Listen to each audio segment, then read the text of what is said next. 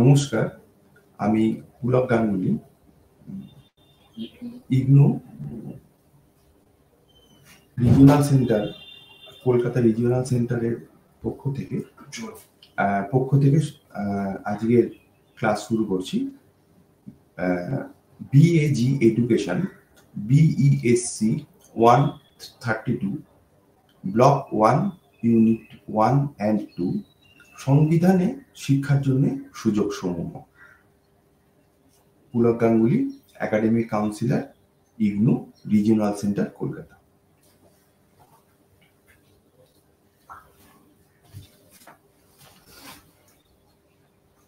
আজকে আমাদের আলোচ্য বিষয়, যে বিষয়টা নিয়ে আমরা মূলত আলোচনা করব, সেটা হচ্ছে যে সংবিধানে আমাদের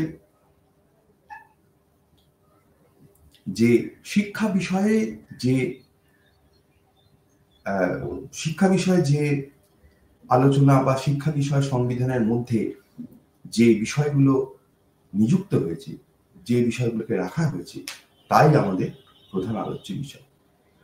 এই শিক্ষা ক্ষেত্রে কি হচ্ছে, যত সংবিধানের মধ্যে বা নিয়মতান্ত্রিকতার মধ্যে যে কোনো দেশে, শুধুমাত্র ভারতবর্ষের ক্ষেত্রে নয়, যে কোনো দেশের সংবিধানের ক্ষেত্রে বা আইন নিয়ম মোতাবেক যত শিক্ষার প্রস্তাবকে বা শিক্ষার নিয়ম নীতিকে নিয়ে আসা হবে, ততই শিক্ষা আইনিভাবে শিক্ষা নিয়মতান্ত্রিকতার মধ্যে দেশের শাসন ব্যবস্থার মধ্যে পরিচালিত হবে। ভারতবর্ষের স্বাধীনতার বহু পূর্বে, বহু আগে থেকে, যখন ইংরাজ দেশ শাসন করছে, সেই সময় থেকেই একটা শিক্ষার প্রচেষ্টা, নানা শিক্ষা বিল আমরা দেখেছি, শিক্ষার নিয়ম নীতি তাদেরকে নিয়ে আসা হয়েছিল। কিন্তু স্বাধীনতার পর ভারতবর্ষে সংবিধান যখন রচনা করা হয়, সংবিধান যখন প্রণয়ন করা হয়, সেই সংবিধান প্রণয়ন করার সময় থেকেই শিক্ষার একটা নিয়মতান্ত্রিকতার মধ্যে দিয়ে শিক্ষা নীতি এবং কতগুলো মৌলিক অধিকারের মধ্যে যেন শিক্ষাকে নিয়ে আসা হয়েছে।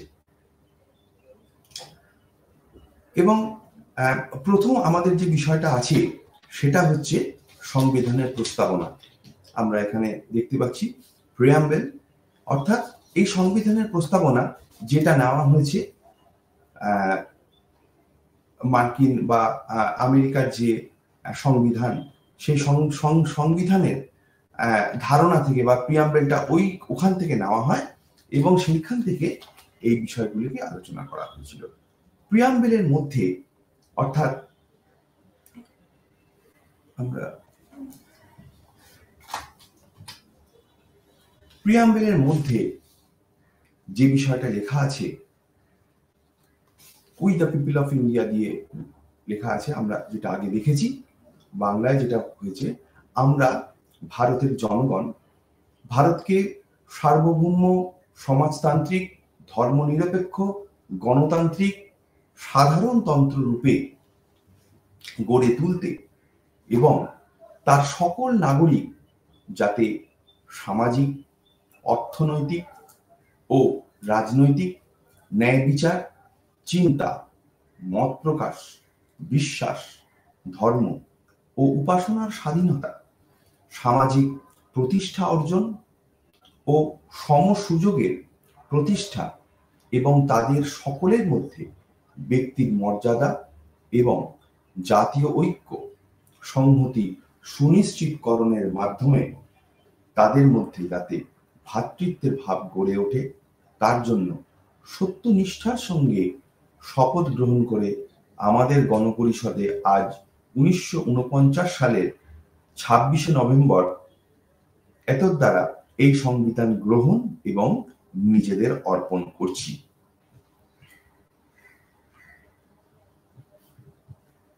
এখন এখানে খুব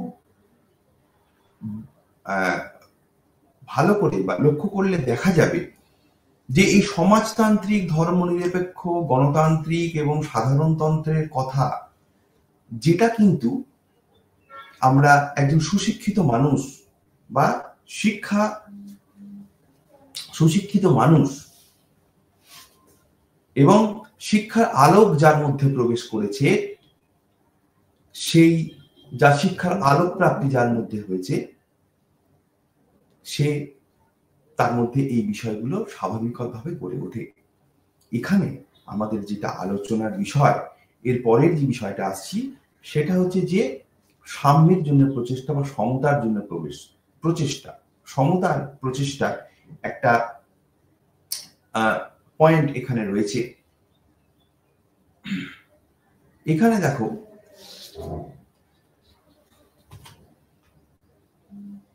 এর পরের বিষয়টার মধ্যে আমি সমতা প্রতিষ্ঠাকে আলাদা করে একটা আমি ইয়ে করেছি। সমতা প্রতিষ্ঠা অর্থাৎ শিক্ষা বারে বারে বিভিন্ন ক্ষেত্রে সমতা প্রতিষ্ঠা করে, সমতা প্রতিষ্ঠা করতে এবং সমতা প্রতিষ্ঠার দিকে এগিয়ে নিয়ে যেতে সাহায্য করে। এবং আমরা পরবর্তী ক্ষেত্রে এবং আরো যে বিষয়টা আছে, যে ব্যক্তির আত্মমর্যাদা, অর্থাৎ ব্যক্তির আত্মমর্যাদা বিকাশ, জাতীয় সংহতি তৈরি করা, ভ্রাতৃত্বের ভাব গড়ে ওঠা, এই কথা কিন্তু শিক্ষা বারে বারে বলছে। আমরা যদি পরবর্তী ক্ষেত্রে অনেক পরে জ্যাক ডেলার্সের যে কমিশন 1996 সালে ইউনেস্কো থেকে করা হয়েছিল, ডেলার্স কমিশন যেটা বলি, সেই ডেলার্স কমিশনের যে 4 পিলার অফ এডুকেশন, সেই 4 পিলার অফ এডুকেশনের মধ্যেও কিন্তু সেই এই একত্রে থাকার, একত্রে বসবাস করা, একত্রের মানসিকতার কথা গড়ে উঠেছিল। দেখো, আমাদের যে সংবিধান যখন প্রণয়ন হয়েছিল 1950 সালের 26শে জানুয়ারি, যখন সংবিধান আমাদের প্রণয়ন, আমরা একদম সংবিধান লাগু করা, তখন ওই সময়ের যে সংবিধান তৈরি করা হয়েছিল বা তাতে প্রিয়াম্বেলে যে কথা লেখা আছে, তাতে কিন্তু সেই কথাই বলছে। অর্থাৎ এটা কিন্তু বারে বারে সেই ধর্মনিরপেক্ষতার কথা, ভ্রাতৃত্বের ভাব কথা, সত্যনিষ্ঠার কথা, ট্রুথের কথা আইনের মধ্যে বা সংবিধানের মধ্যে এই বিষয়গুলি বারে বারে লাগু করবার চেষ্টা করা হয়েছে।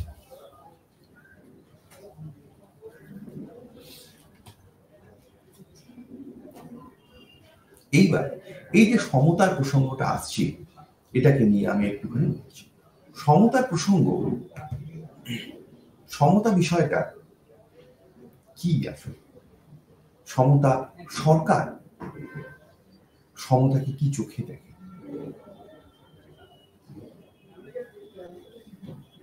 কোন সরকার বা ব্যক্তি, সরকার কর্তৃক কোন ব্যক্তি, কোন প্রতিষ্ঠান, কোন গোষ্ঠী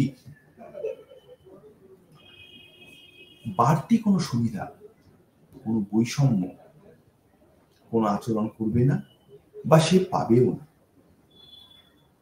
অর্থাৎ কোন প্রতিষ্ঠান বাড়তি কোন সুবিধা পেল, বাড়তি কোন সুবিধা দিল, বাড়তি সুবিধা পাওয়াও যেরকম নিয়মতান্ত্রিকতার বিরুদ্ধে, অর্থাৎ নিয়মের বাইরে সুবিধা। কোন কোন ক্ষেত্রে কেউ কেউ বাড়তি সুবিধা পেতে পারে, কিন্তু সেটা তার নিয়মতান্ত্রিকতার মধ্যে। আবার কিন্তু বাড়তি সুবিধা দেবে, সেও কোনো ব্যক্তি বা কোনো প্রতিষ্ঠান সেটা করতে পারে না। এখানে সমতার 3টে মাত্রাকে বিশ্লেষণ করা হয়েছে। সমতা সমাজে আমরা তিন ধরনের সমতা আমরা দেখতে পাই। কি কি সমতা? আমাদের চিন্তাবিদরা তারা 3টে সমতার কথা বলেছে।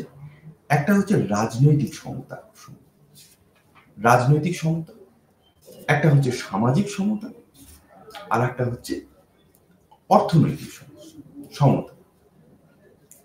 তাহলে কি কি হলো?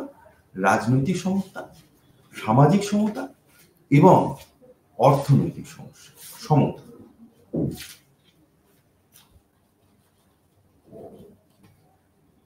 এবার আসছি রাজনৈতিক সমতা কাকে বলে।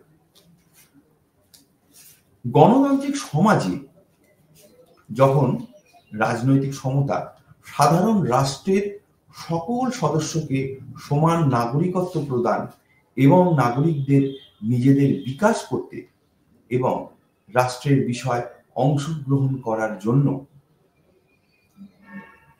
বিবেচিত করে প্রয়োজনীয় অধিকার প্রদান ও অন্তর্ভুক্ত করে। এগুলি আইনগত অধিকার যা সংবিধান এবং আইন দ্বারা নিশ্চিত করা হয়েছে। অর্থাৎ এখানে দেখো যে এই রাজনৈতিক সমতার ক্ষেত্রে কিন্তু নাগরিকত্ব সদস্য বা রাষ্ট্রের সমস্ত নাগরিকদের একটা সমতা বিধানের প্রসঙ্গ, সমতার কথা এখানে বলা হয়েছে। নাগরিকত্ব প্রদান, নাগরিকদের নিজেদের বিকাশ করার প্রসঙ্গ, রাষ্ট্রের বিভিন্ন বিষয়ে অংশগ্রহণ করবার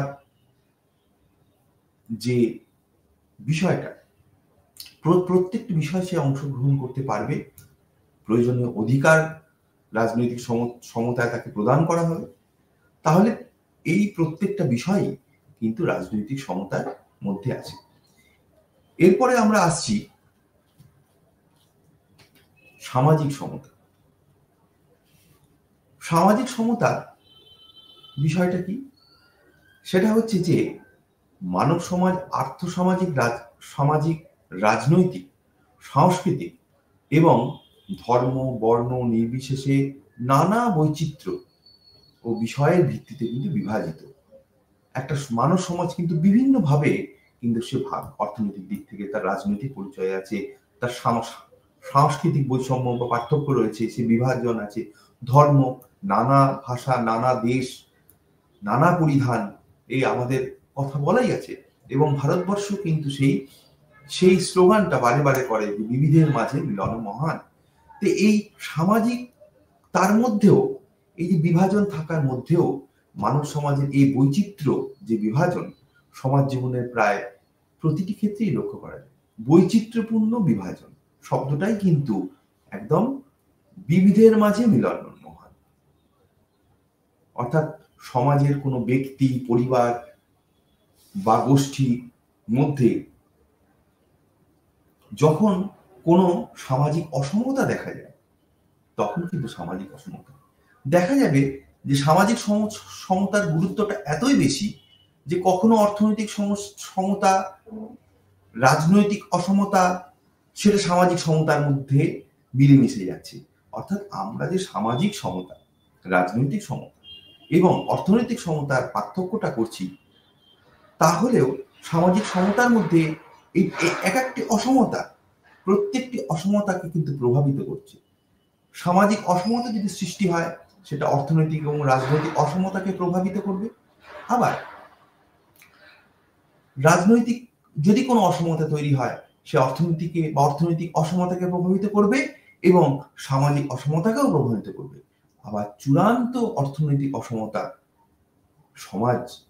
সামাজিক অসমতা এবং রাজনৈতিক অসমতা দুটি বিষয়কেই কিন্তু প্রভাবিত করবে।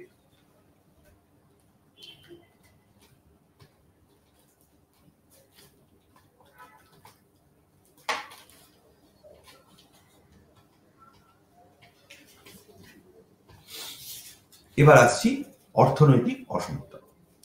অর্থনৈতিক অসমতা একটা কি বিষয়? এটা খুব স্বাভাবিক বিষয় যে কোনো ব্যক্তি, গোষ্ঠী, সম্পত্তি, তাদের আয় ব্যয়, তাদের জীবনযাত্রার মান সমস্তর মধ্যে যদি একটা পার্থক্য, বৈষম্য থাকে, সেটাই অর্থনৈতিক অসমতা। তাদের আয়ের উৎস, তাদের জীবনযাত্রা কিভাবে, তার কি পরিস্থিতিতে সে অর্থনৈতিক, তার রোজগার কি হচ্ছে, সে কিভাবে তার জীবিকা নির্বাহ করছে, তার পার্থক্যই কিন্তু তাকে অর্থনৈতিক অসাম্য করে দিচ্ছে। আর এই অর্থনৈতিক অসাম্যই কিন্তু তাকে সমাজ জীবনেও অসমতার একটা ভাগ হয়ে যাচ্ছে। এবং কোথাও কোথাও শুধু এটা রাজনৈতিকটা শুধু ব্যক্তি নয়, কিন্তু বৃহত্তর ক্ষেত্রে রাজনৈতিক অসমতার দিকেও সে, যদি কোনো বৃহত্তর গোষ্ঠী যদি এই অর্থনৈতিক অসাম্যের মধ্যে থাকে, তার রাজনৈতিক অসাম্যকেও প্রভাবিত করতে পারে। তাহলে গণতান্ত্রিক অবস্থায় বা গণতান্ত্রিক বেশিরভাগ গণতন্ত্র কি হয়, মানুষের জন্য সমান সুযোগ তৈরি করবার চেষ্টা করে। অর্থাৎ যার যেরকম প্রতিভা আছে, যার যেরকম ক্ষমতা আছে, সাংস্কৃতিক ক্ষমতা, চেতনা, বুদ্ধি, দক্ষতা, সব মিলিয়ে কিন্তু তার ক্ষমতা, প্রতিভা, তার দৃঢ়তা, এই সব কিছুই অর্থনৈতিক অবস্থার উন্নতির জন্য বা সুযোগকে প্রভাবিত করতে পারে এবং তার উন্নতি করার সুযোগ রয়েছে। এইভাবে কিন্তু অর্থনৈতিক অসমতা প্রভাবিত হয়।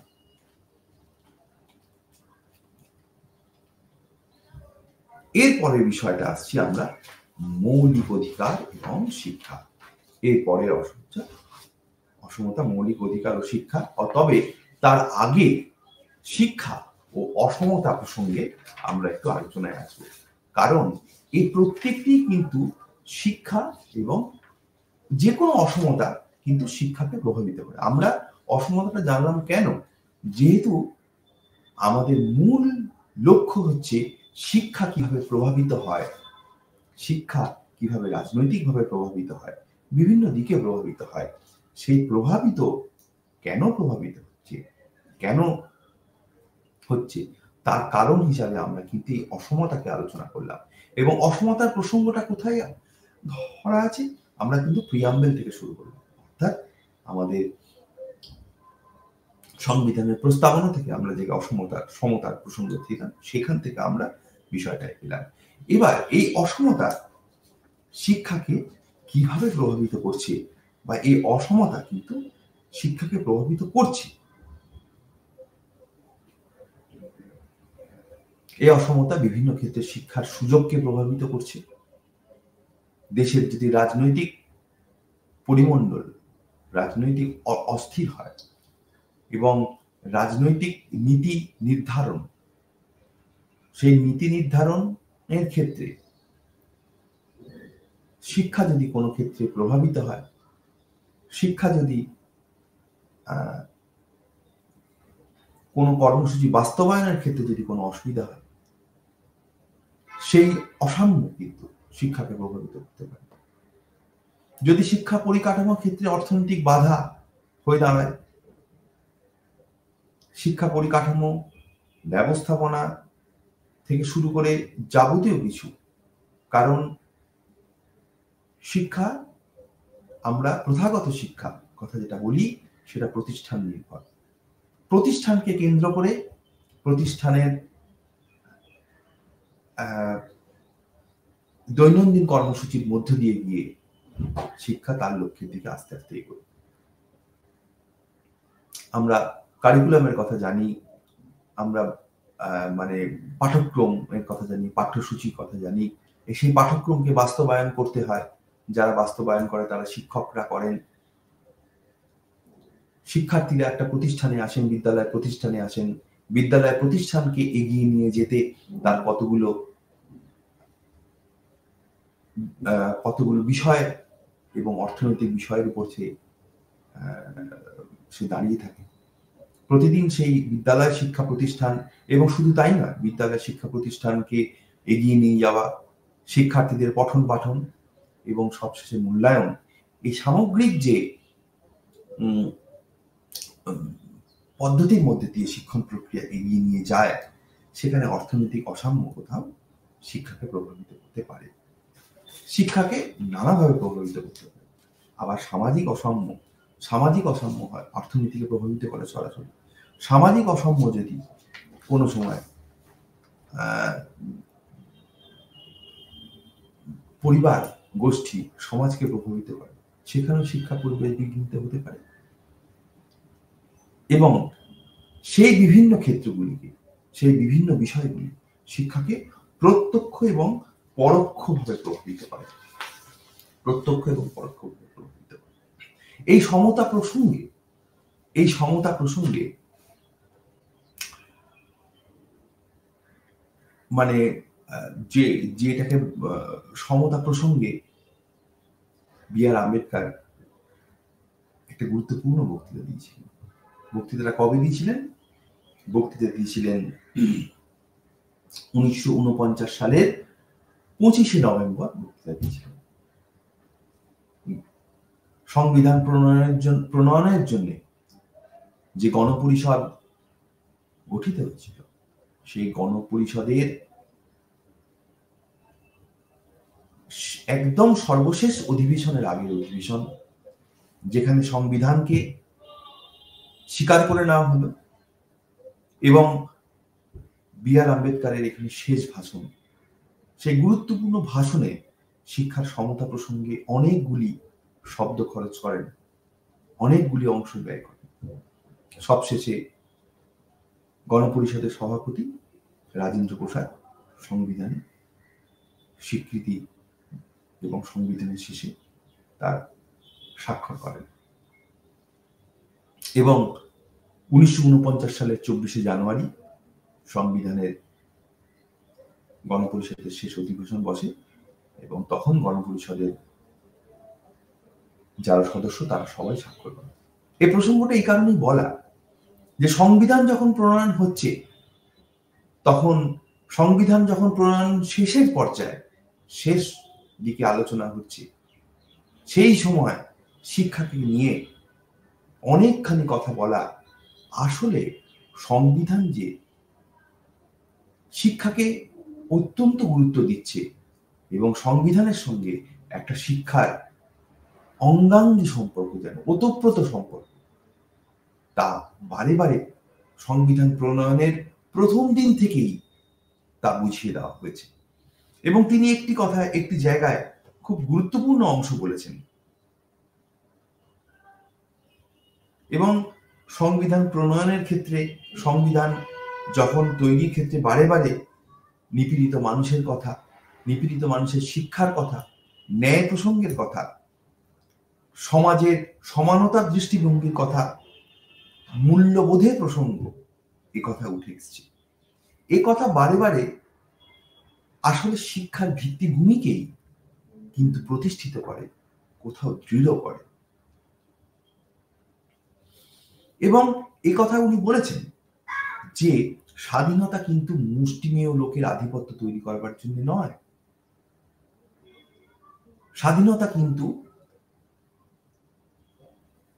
স্বাধীনতার সাম্যকে কিন্তু আলাদা করা যাবে না। অর্থাৎ এই যে সাম্যতার প্রসঙ্গ, এত গুরুত্বপূর্ণ একটি জায়গা, একটি প্রসঙ্গ বারে বারে কিন্তু উঠে এসছে এবং ওই প্রসঙ্গে তিনি বলেছেন যে শিক্ষার প্রসার ছাড়া দেশের মধ্যে যে অসাম্য রয়েছে, যে পিছিয়ে পড়া রয়েছে, যে বৈষম্য প্রসার রয়েছে, তার শিক্ষার প্রসার ছাড়া কিছু যে অর্জন করা সম্ভব নয়। কারণ শিক্ষাই আমাদের সামাজিক সমস্যার ঔষধাবলী, অর্থাৎ এর থেকে গুরুত্বপূর্ণ কথা হয় না। এবং সেটা বি.আর. আম্বেদকর বলছেন সংবিধানের, গণপরিষদের সংবিধানের প্রণয়ন এবং স্বীকৃতির একদম শেষ পর্যায়ে। এর পরের প্রসঙ্গে আসছি আমরা মৌলিক অধিকার এবং শিক্ষা। মৌলিক অধিকার, সংবিধানের অধিকারের কথা বলা হয়েছে এবং এই মৌলিক অধিকারের প্রসঙ্গ যখন আসে, তখন সেখানে মৌলিক অধিকার প্রসঙ্গে, যেখানে শিক্ষার অনেক বিষয়, শিক্ষার প্রসঙ্গ, মৌলিক অধিকারের মধ্যে শিক্ষাকে লাগু করা, শিক্ষককে মৌলিক অধিকারের মধ্যে নিয়ে আসা, এটা অনেক পরে হয়েছে। কিন্তু এই শিক্ষার প্রসঙ্গ কিন্তু মৌলিক অধিকারে আলোচিত হয়েছে, যেটা না আলোচনা করলে এই আলোচনা সম্পূর্ণ কখনোই হবে না। মৌলিক অধিকারের, আমাদের এখানে মৌলিক অধিকারের কতগুলো অধিকার রয়েছে। এতক্ষণ যেটা নিয়ে আলোচনা করলাম সমতা, সেই সাম্যের অধিকারকে নিয়ে আলোচনা করা হয়েছে। সাম্যের অধিকার 14 থেকে 18 নম্বর অনুচ্ছেদে সাম্যের অধিকারকে নিয়ে আলোচনা করা হয়েছে। 14 থেকে 35 নম্বর অনুচ্ছেদে মৌলিক অধিকারের প্রসঙ্গ উঠে এসছে। প্রথম অধিকার হচ্ছে সাম্যের অধিকার। তারপরের প্রসঙ্গ হচ্ছে স্বাধীনতার অধিকার। এই মৌলিক অধিকার, প্রথম হচ্ছে মৌলিক অধিকারে সাম্যের অধিকার, স্বাধীনতার অধিকার, শোষণের বিরুদ্ধে অধিকার, ধর্মীয় স্বাধীনতার অধিকার, যেটা শোষণের বিরুদ্ধে অধিকার হচ্ছে 23 থেকে 24 নম্বর অনুচ্ছেদ, ধর্মীয় স্বাধীনতার অধিকার, যেটা 25 থেকে 28 নম্বর অনুচ্ছেদ, শিক্ষা এবং সংস্কৃতি বিষয়ক অধিকার,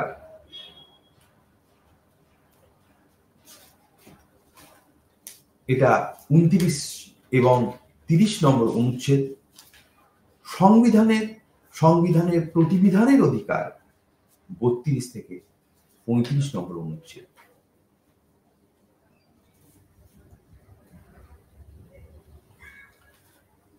এতগুলো মৌলিক অধিকারের মধ্যে আমরা আস্তে আস্তে আলোচনা করব, কিন্তু শিক্ষা এবং সংবিধান নিয়ে আলোচনা করতে গেলে মৌলিক অধিকার অত্যন্ত গুরুত্বপূর্ণ একটি বিষয়।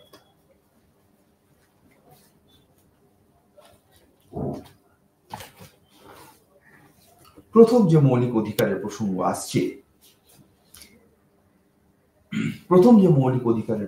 আসছে তা হলো মৌলিক অধিকারের তা হচ্ছে সাম্যের অধিকার।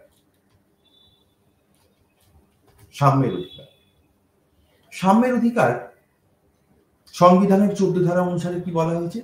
ভারতের ভূখণ্ডের মধ্যে রাষ্ট্রের কোনো ব্যক্তির আইনের দৃষ্টিতে সাম্য অথবা আইন সমূহের দ্বারা সমভাবে সংরক্ষিত হওয়ার অধিকার অস্বীকার করতে পারবে না। অর্থাৎ আইনের দৃষ্টিতে সাম্য, এবং আরেকটি হলো আইনের সমান সংরক্ষণ।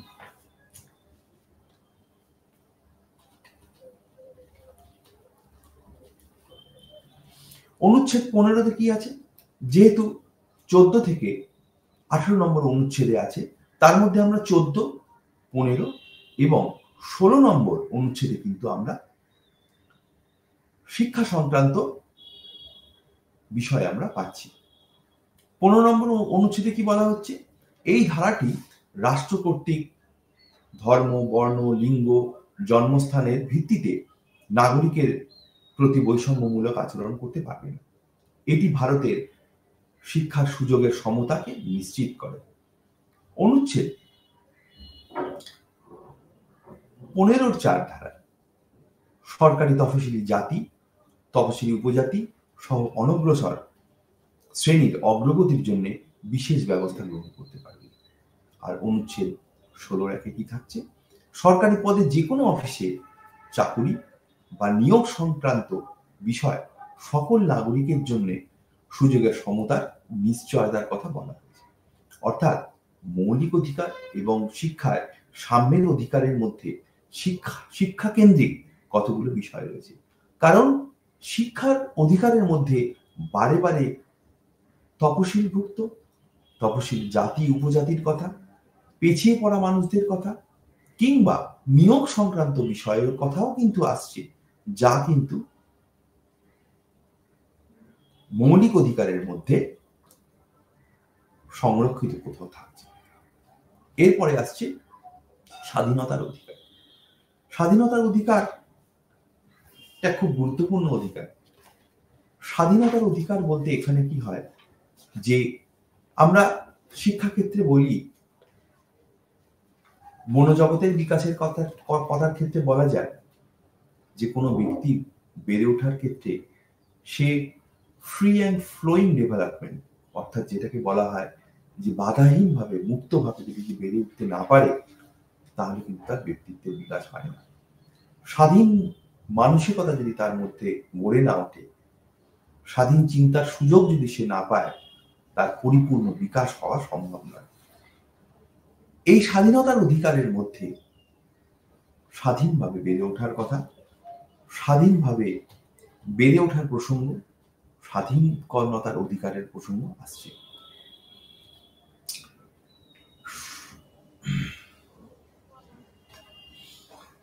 সামাজিক ও শিক্ষাগত বিচারে অনগ্রসর শ্রেণী এবং তপশিলি জাতি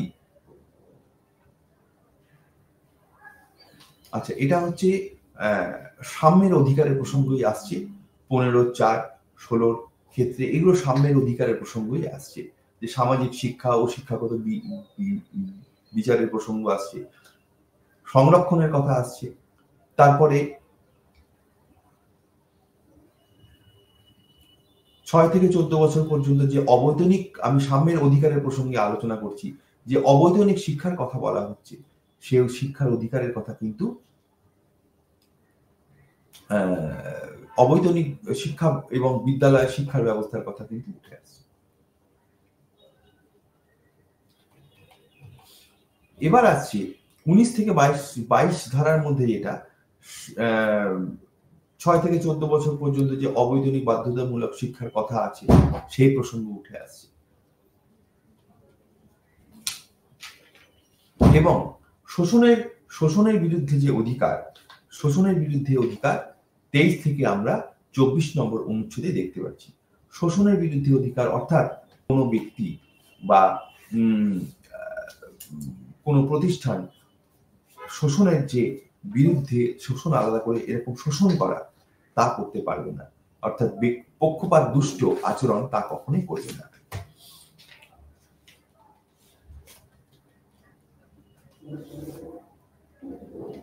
এবং শিক্ষা এবং সংস্কৃতি বিষয়ক অধিকার, এটি অত্যন্ত গুরুত্বপূর্ণ একটি বিষয়। শিক্ষা এবং সংস্কৃতি বিষয়ক অধিকার, এবং যেটা 29 এবং 30 নম্বর অনুচ্ছেদে কিন্তু বলা হয়েছে।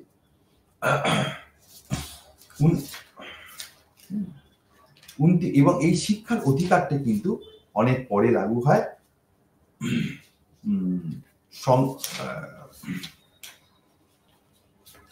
এবং সংবিধানের প্রতিবিধানের অধিকার বলা হয়েছে 32 থেকে 35 নম্বর ধারা।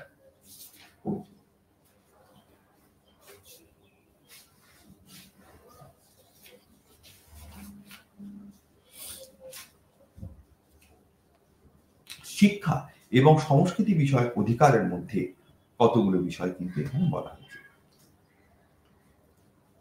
যে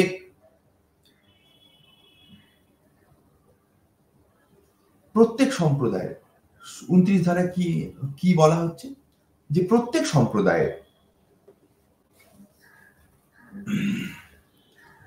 নিজস্ব ভাষা, যেমন প্রত্যেক সম্প্রদায়ের তার নিজস্ব ভাষা, সংস্কৃতি, তাদের আচার আচরণ, তাদের পোশাক, খাদ্য পরিসর সবই আছে।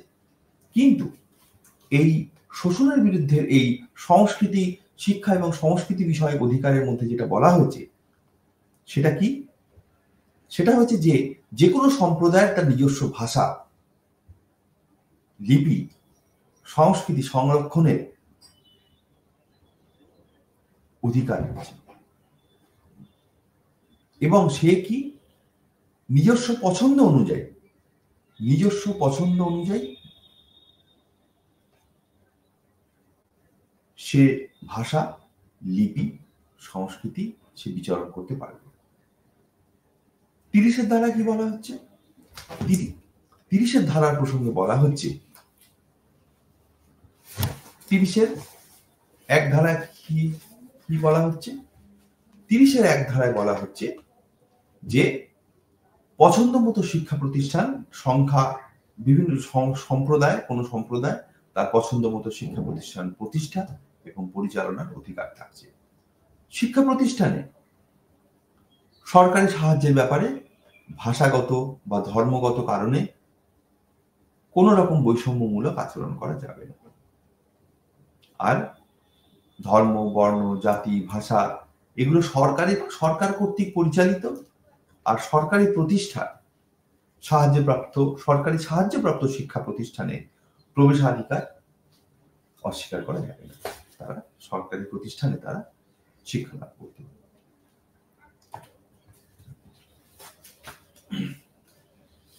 এছাড়াও সংবিধানের ক্ষেত্রে নানা ধারায়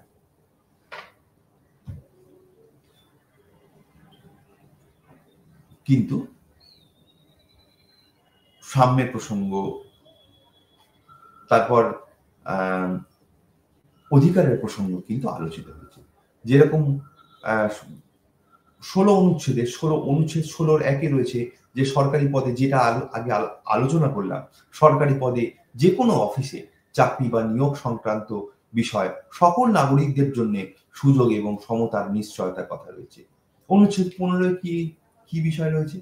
যে সামাজিক ও শিক্ষাগত বিচারে অনগ্রসর শ্রেণীর এবং তপশিলি জাতি ও উপজাতিদের বিশেষ উন্নতির জন্য রাষ্ট্র বিশেষ সংরক্ষণমূলক ব্যবস্থা গ্রহণ করতে পারবে। ভারতের 16-1 কি আছে? ভারতের বিভিন্ন রাজ্যের অধীনে যে কোনো অফিসে চাকরি বা নিয়োগ সংক্রান্ত বিষয় দেশের সকল নাগরিকের সমান সুযোগের নিশ্চয়তা সে দেবে। পরবর্তী ক্ষেত্রে আমরা আরো যদি এগিয়ে যাই তাহলে দেখব অনুচ্ছেদ 24 আমরা কি দেখছি? সংবিধানের 24 ধারা অনুযায়ী 14 বছরের কম বয়স্ক শিশুদের কিন্তু কারখানা, খনি শ্রমিক এবং শ্রমিকদের কাজে নিযুক্ত করা যাবে না।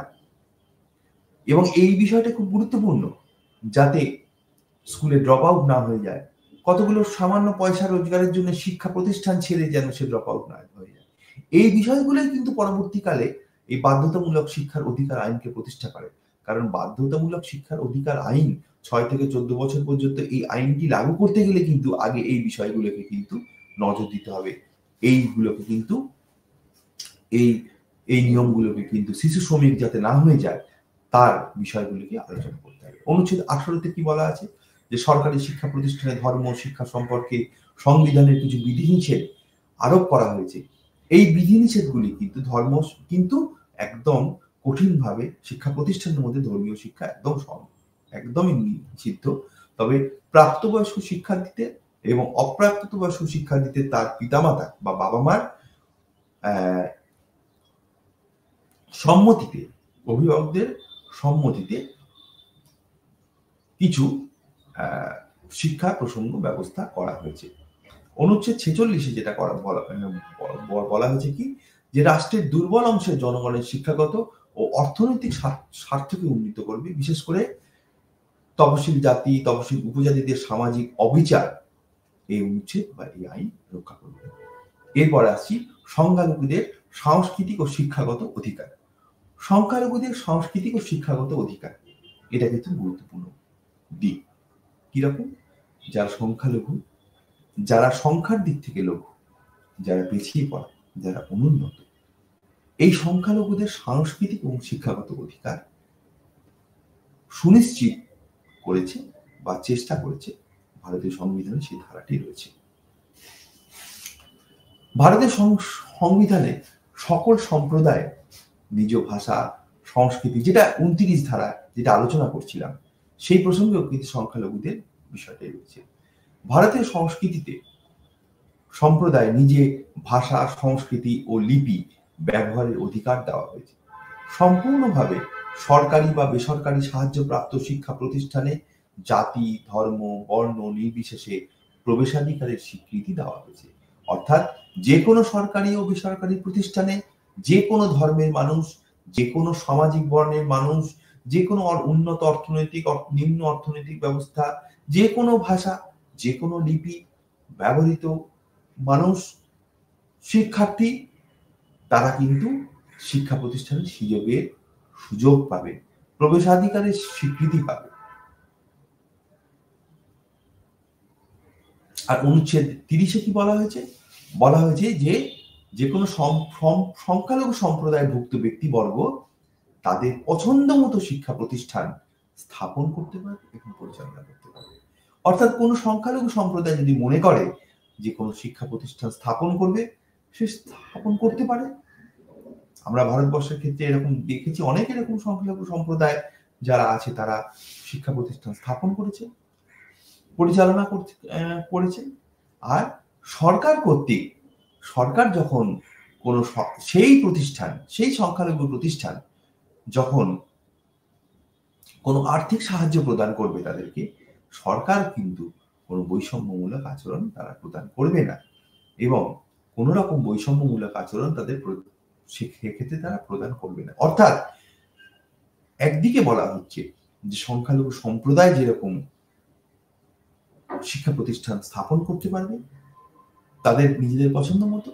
আবার সরকারের দিক থেকে বলা হচ্ছে যে সরকারও কিন্তু শিক্ষা প্রতিষ্ঠানের আর্থিক সাহায্যের ক্ষেত্রে কোনো রকম বৈষম্য বা কোনো রকম পক্ষপাত দুষ্ট আচরণ করবে না।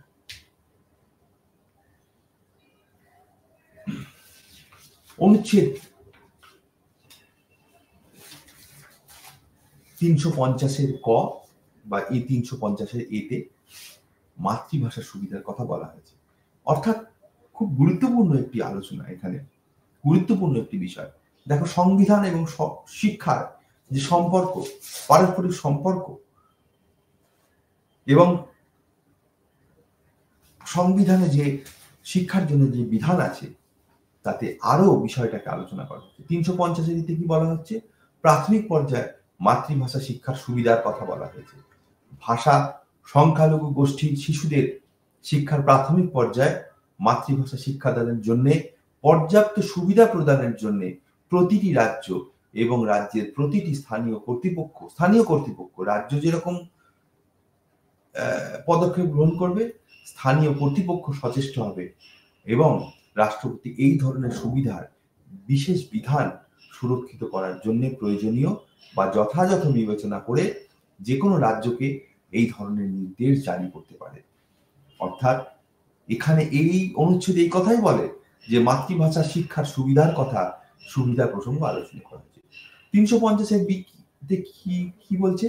রাষ্ট্রপতি কর্তৃক নিযুক্ত ভাষাগত সংখ্যালঘুদের জন্য বিশেষ একজন কর্মকর্তা বা একজন দেখভাল করবার জন্য কর্মকর্তা বা একজন অফিসার থাকবেন। আর 2 কি বলা হচ্ছে? যে সংবিধানের অধীনে ভাষাগত সংখ্যালঘুদের জন্য প্রদত্ত সুরক্ষা সংক্রান্ত সমস্ত বিষয়ে তদন্ত করা এবং রাষ্ট্রপতি নির্দেশিত সময়ের মধ্যে রাষ্ট্রপতির কাছে রিপোর্ট করা। বিশেষ অফিসারদের দায়িত্ব হবে রাষ্ট্রপতি এবং জাতীয় সমস্ত কিছু এই বিষয়ে রিপোর্ট করবেন এবং সুরক্ষা প্রদান, কোনো যদি বিঘ্নিত হয়, কোনো সমস্যা দেখা যায়, তার সুরক্ষা প্রদানের সমস্ত বিষয় তদন্ত করবেন। প্রতিবেদনে গুলি সংসদের প্রতিটি কক্ষ অর্থাৎ উচ্চ কক্ষ, নিম্ন কক্ষ তাদের সামনে পেশ করা হবে এবং সংশ্লিষ্ট রাজ্য সরকারের কাছেও পাঠানো হবে। এবার রাষ্ট্রীয় নীতির নির্দেশমূলক নীতি এবং শিক্ষা। রাষ্ট্রীয় নির্দেশনামূলক নীতি, এই নির্দেশমূলক নীতি কিন্তু আইনি ভাবে আইন কক্ষের মধ্যে দিয়ে বা আদালত দ্বারা বলবৎ করা যায় না। নির্দেশমূলক নীতি, এই নির্দেশমূলক নীতি আইরিশ বা আয়ারল্যান্ডের কাছ থেকে, আইরিশ সংবিধানের কাছ থেকে আমরা নিয়েছি। নির্দেশমূলক নীতিতে কি বলা হয়েছে? সংবিধান কার্যকরের 10 বছরের মধ্যে রাষ্ট্র নিশ্চিত করবে যে 14 বছর বয়সী ছেলে ও মেয়েদের, বালক বালিকাদের শিক্ষা লাভের জন্য বিনামূল্যে বাধ্যতামূলক শিক্ষা প্রদানের সচেষ্ট থাকবে। আর কি থাকবে? 46তম ধারায় বলা হয়েছে যে রাষ্ট্র অপেক্ষাকৃত অনুন্নত শ্রেণীর মানুষ, বিশেষ করে তপশিলি জাতি এবং তপশিলি উপজাতিদের অর্থনৈতিক, শিক্ষাগত স্বার্থ উন্নতি বিধান এবং সামাজিক অন্যায় এবং অন্যান্য শোষণের হাত থেকে রক্ষা করার উদ্দেশ্যে রাষ্ট্র সচেষ্ট হবে। সংবিধানের আরো কয়েকটি নির্দেশনামূলক নীতি রয়েছে, যেরকম প্রাথমিক স্তরে সংখ্যালঘু সম্প্রদায়ের শিক্ষা যাতে মাতৃভাষার মাধ্যমে হয় তা নিশ্চিত করতে হবে। তাহলে প্রাথমিক স্তরে প্রাইমারি শিক্ষা বা প্রাথমিক শিক্ষা যেন মাতৃভাষার মাধ্যমে হয় তা কিন্তু নিশ্চিত করতে হবে এবং যা দেখা রাজ্য এবং স্থানীয় প্রশাসনের কর্তব্য। শিক্ষা যেরকম যুগ্ম তালিকায় রয়েছে, রাজ্য এবং কেন্দ্র যেরকম দেখবে, সেটি রাজ্য তার স্থানীয় প্রশাসনের দ্বারা নিশ্চিত করতে হবে। আর 2 বিষয় কি? যে কেন্দ্রীয় এবং রাজ্য সরকারের অধীনে পরিষেবাগুলিতে নিয়োগ ক্ষেত্রে তপশিলি জাতি এবং তপশিলি উপজাতিদের লোকেদের বিবেচনা করতে হবে এবং ভারতীয় সংবিধান, কেন্দ্রীয় ও রাজ্য সরকার এবং আইনগত সভার মধ্যে শিক্ষাগত দায়িত্ব বন্টন করতে হবে।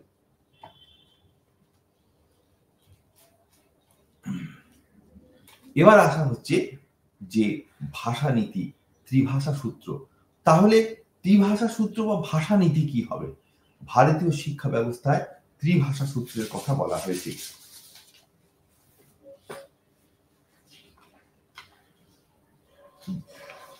ভাষানীতি প্রসঙ্গে আমরা এবার আলোচনা করব। ভাষানীতি বিষয়টা কি, অর্থাৎ কোন ভাষায় শিক্ষা গ্রহণ করতে হবে, এই বিষয়টি কেন এলো? ভারতবর্ষের নানা ভাষা রয়েছে, বিভিন্ন ভাষা রয়েছে ভারতবর্ষে। সেই ভাষাগুলিকে মধ্যে শিক্ষাদান পদ্ধতি কিভাবে হতে পারে, তার মধ্যে একটা ত্রিভাষা সূত্র আলোচনার মধ্যে নিয়ে আসা হয়েছে। 1964 সালে ভারতীয় শিক্ষা কমিশন বা কোঠারি কমিশন, ডিএস কোঠারি যে শিক্ষা কমিশন লাগু করেছিল, ডিএস কোঠারি যার চেয়ারম্যান ছিল, তিনি যে শিক্ষা কমিশন করেছিলেন তাতে কিন্তু এই ত্রিভাষা সূত্রের সুপারিশ করা হয়েছিল। ত্রিভাষা সূত্রে কি বলা হয়েছিল ত্রিভাষা সূত্রের মধ্যে, এবং সেখানে এই শিক্ষা কমিশন তিনটি শিক্ষার স্তরকে সুন্দরভাবে বন্টন করেছিল, অর্থাৎ প্রাথমিক শিক্ষা, মাধ্যমিক শিক্ষা এবং উচ্চ মাধ্যমিক শিক্ষা। প্রাথমিক শিক্ষাটা কি হয়েছিল? প্রাথমিক শিক্ষা কিন্তু 1 থেকে 4, অর্থাৎ প্রথম থেকে চতুর্থ শ্রেণী বা পঞ্চম শ্রেণী, অর্থাৎ প্রথম থেকে 4, 1 থেকে পঞ্চম শ্রেণী পর্যন্ত প্রাথমিক শিক্ষা। এই প্রাথমিক শিক্ষাকে প্রথম বলা হচ্ছে যে একটি মাত্র ভাষা থাকবে, একটাই ভাষা থাকবে, সে ভাষাটি হচ্ছে মাতৃভাষা, অর্থাৎ মাতৃভাষার মাধ্যমে প্রাথমিক শিক্ষা হবে। আমরা শিক্ষা ক্ষেত্রে পড়তে গিয়ে মনস্তত্ত্বের দিক থেকেও আমরা দেখেছি যে মাতৃভাষা, রবীন্দ্রনাথ বলেছেন মাতৃভাষা মাতৃদুগ্ধ, এবং মাতৃভাষা শিশুদের বিকাশের কথা, ব্যক্তিত্বের বিকাশের ক্ষেত্রে গুরুত্বপূর্ণ ভূমিকা গ্রহণ করে। সেই মাতৃভাষা শিক্ষার কথা কিন্তু সেখানে যেরকম মনস্তত্ত্বের দিক থেকে বলা হয়েছে, সেরকম শিক্ষা আইনে, শিক্ষা কমিশনগুলোতেও কিন্তু মাতৃভাষা শিক্ষাকে বাধ্যতামূলক করা হয়েছে। সেখানে প্রাথমিক স্তরে যে মাতৃভাষা শিক্ষা করা হবে তার প্রসঙ্গ বলা হয়েছে। উচ্চ প্রাথমিকে কি বলা হয়েছে? দুটি ভাষার কথা আসছে, অর্থাৎ পঞ্চম শ্রেণী থেকে বা উচ্চ প্রাথমিকে দুটি ভাষা প্রথম আসছে, এবং সেখানে আর কি বলা হচ্ছে যে মাতৃভাষা বা আঞ্চলিক ভাষা। কারণ আমরা ভাষার ভিত্তিতে যখন রাজ্যগুলিকে বন্টন করা হয়েছে, ভাগ করা হয়েছে, তখন বাংলা ভাষায়, পশ্চিমবঙ্গে বাংলা ভাষায় কথা বলা হয়,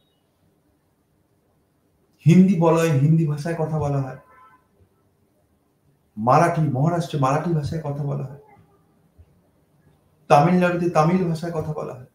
এইরকম অঞ্চল ভিত্তিতে যে ভাষার বিভাগ করা হচ্ছে, তখন সেক্ষেত্রে আঞ্চলিক ভাষায় কথা বলা হচ্ছে। তাহলে মাতৃভাষা বা আঞ্চলিক ভাষা আর হিন্দি বা ইংরেজি ভাষা, দুটি ভাষার কথা বলা হচ্ছে।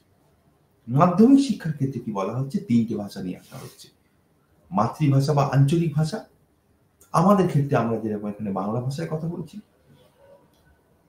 পরবর্তী ক্ষেত্রে ইংরাজি ভাষা বা একটি উন্নত ভাষা, ইংরাজি ভাষা কোনো সহযোগী ভাষা বা হিন্দি ভাষা এটি, এবং এছাড়াও একটি প্রাচীন ভাষাকে ঐচ্ছিক ভাষা হিসেবে নেওয়া যেতে পারে। অনেক ক্ষেত্রেই আমরা পশ্চিমবঙ্গের ক্ষেত্রে আমরা সংস্কৃত ভাষাকে নিই, অন্যান্য রিজিয়নের ক্ষেত্রে, অন্যান্য অঞ্চলের ক্ষেত্রে, অন্যান্য রাজ্যের ক্ষেত্রে যদি তাদের কোনো প্রাচীন ভাষা যদি নেওয়া হয় তাও করা হবে, কিন্তু সেটা কি ঐচ্ছিক ভাষা হিসাবে।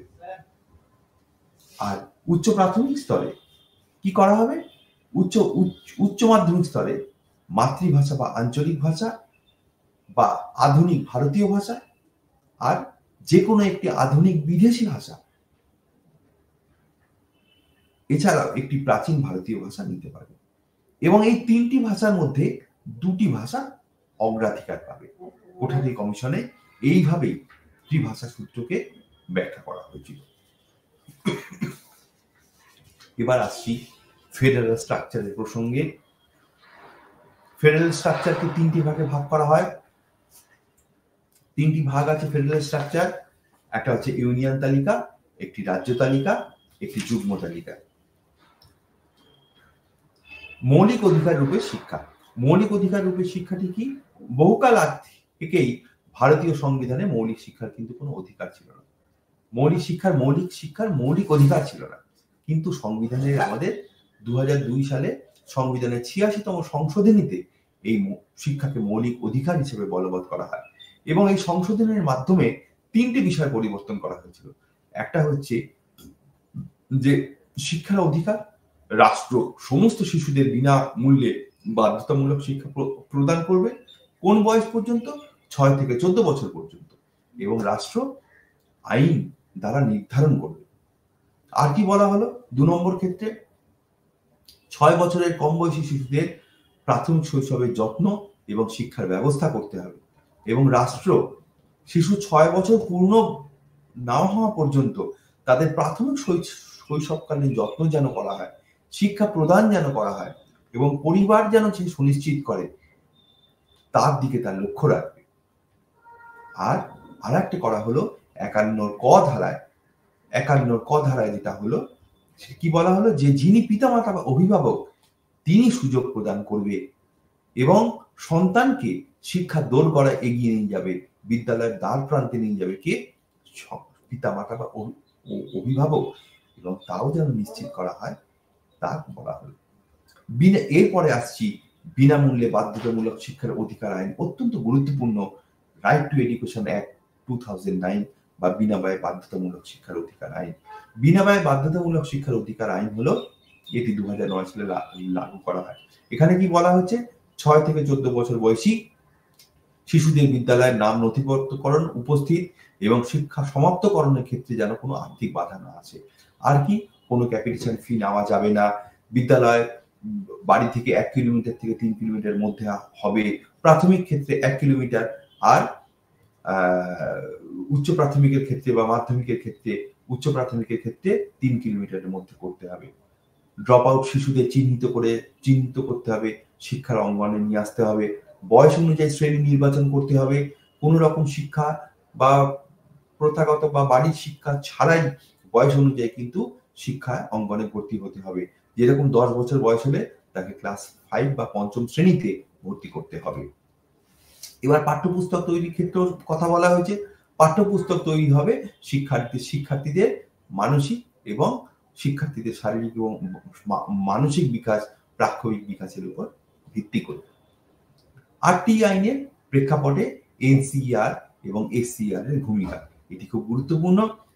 ন্যাশনাল কমিশন ফর প্রোটেকশন বা চাইল্ড রাইটস বা শিশুর অধিকার সংরক্ষণের যে জাতীয় কমিশন, তা কিন্তু খুব গুরুত্বপূর্ণ। এটি কি করে? এটি চাইল্ড প্রোটেকশন অ্যাক্ট 2005 দ্বারা প্রতিষ্ঠিত। এটি শিশুর অধিকারকে সুরক্ষা দেয়। অর্থাৎ শুধু আইন করলেই হবে না, তার শিক্ষার অধিকারকে এবং শিশুর অধিকারকে সুরক্ষা করতে হবে। এবং এই শিক্ষার অধিকার বিষয়ে যদি কোনো লঙ্ঘন হয় তাহলে তার ব্যবস্থা গ্রহণের সুপারিশ করা হবে। এবং এক্ষেত্রে যদি কোনো শিশু যদি কোনো গার্হস্থ্য হিংসা কিংবা কোনো নির্যাতন হয়, শোষণ হয়, বাধ্যতামূলক পতিতাবৃত্তি করানো হয়, তাহলে শিশুর অধিকার প্রতি বাধা হয়, তাহলে কিন্তু এরা প্রতিকারমূলক ব্যবস্থা গ্রহণ করবে। আবার এই পাশাপাশি আছে যে সমাজের বিভিন্ন যেরকম কেন্দ্রীয় সরকারের যেরকম এইরকম child national commission for protection and child protection of child rights রয়েছে, সেরকমই রাজ্য সরকারের ক্ষেত্রে বা রাজ্যের ক্ষেত্রে এসসিপিসিআর রয়েছে। অর্থাৎ শিশুদের সুরক্ষার জন্য রাজ্য কমিশন স্থাপন করা হয়েছে, যারা একই এরকম বিষয়, চিকিৎসা, শিক্ষা, স্বাস্থ্য, নানা বিষয়গুলি শিক্ষার অধিকার প্রদান করে। এবার আসছি কমিটি এবং কমিশনের প্রসঙ্গ। ভারতবর্ষের প্রথম শিক্ষা বিদ্যালয় কমিশন হচ্ছে ভারতীয় বিদ্যালয় কমিশন বা সর্বপল্লী রাধাকৃষ্ণন কমিশন, 1948 থেকে 49। এই যে ভারতীয় বিদ্যালয় কমিশন, ভারতীয় শিক্ষা বিদ্যালয় কমিশন বা আমরা অনেক ক্ষেত্রে রাধাকৃষ্ণন কমিশন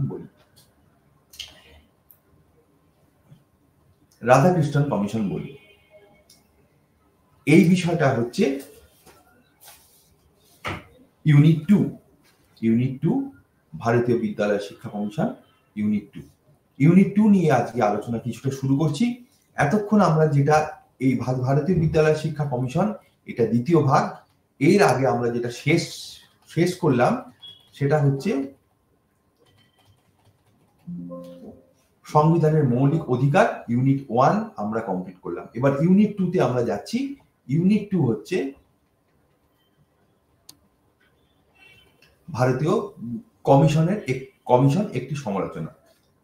ভারতীয় কমিশনগুলো কি? স্বাধীনতার আগে যেরকম অনেকগুলো কমিশন তৈরি করা হয়েছে, স্বাধীনতার আগে অনেক কমিশন তৈরি করা হয়েছে, যেরকম উডের ডিসপ্যাচ আছে, হান্টার কমিশন হয়েছে, নানা রকম কমিশন হয়েছে শিক্ষা দেওয়ার জন্য, পরাধীন ভারতবর্ষে শিক্ষা দেওয়ার জন্য ইংরেজ সরকার কর্তৃক। কিন্তু স্বাধীনতার পর ভারতবর্ষে অনেকগুলি কমিশন করা হয়েছে। এই কমিশনগুলোর মূল বিষয় ছিল ভারতীয় শিক্ষা এবং সংস্কৃতি, ভারতীয় ভাবধারার দিকে লক্ষ্য রেখে কমিশন তৈরি করা।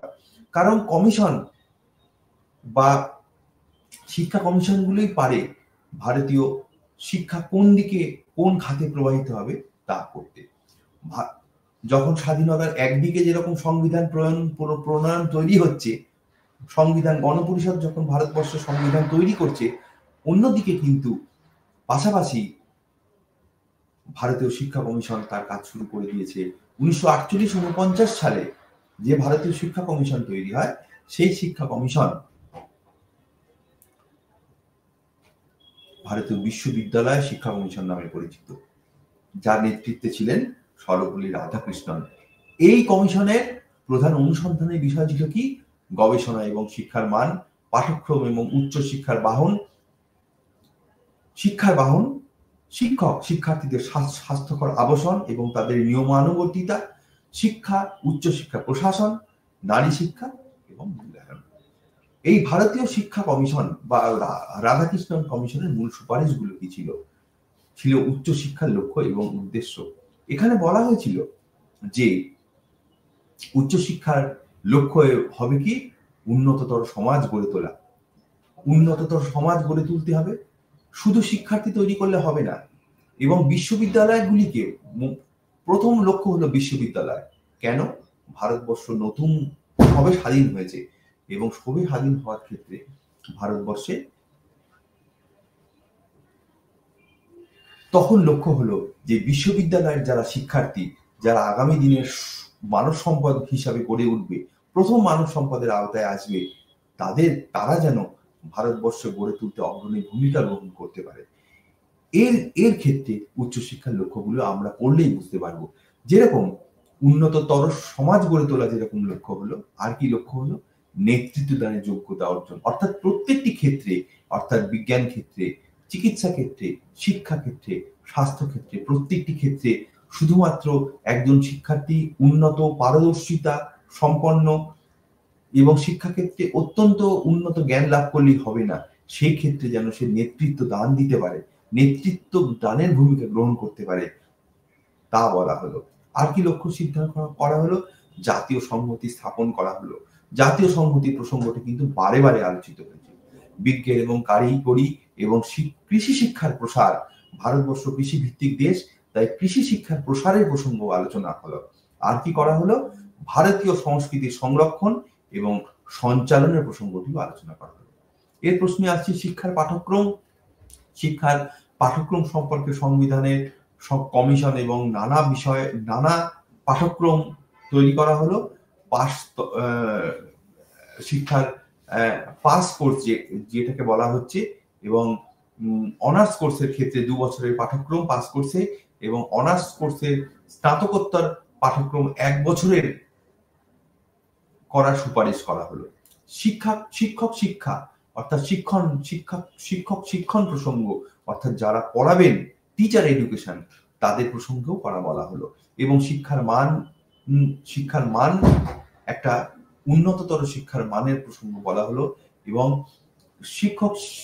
শিক্ষার ক্ষেত্রে এবং শিক্ষার ক্ষেত্রে গুরুত্বপূর্ণ পদক্ষেপ, তাদের পাঠ্যক্রম, তাদের শিক্ষণ পদ্ধতি এবং মূল্যায়নের দিক আলোচনা করা হলো। কমিশন উচ্চ শিক্ষার ক্ষেত্রে 4 ধরনের শিক্ষকের কথা বলা হলো: প্রফেসর, রিডার, লেকচারার এবং ইনস্ট্রাক্টর। শিক্ষার মাধ্যম, শিক্ষার মাধ্যম হবে কি হবে, কোন মাধ্যমে শেখানো হবে, সে নিয়েও কিন্তু এই রাধাকৃষ্ণন কমিশনে আলোচনা করা হলো। কি বলা হলো? যে উচ্চশিক্ষার মাধ্যম হবে আঞ্চলিক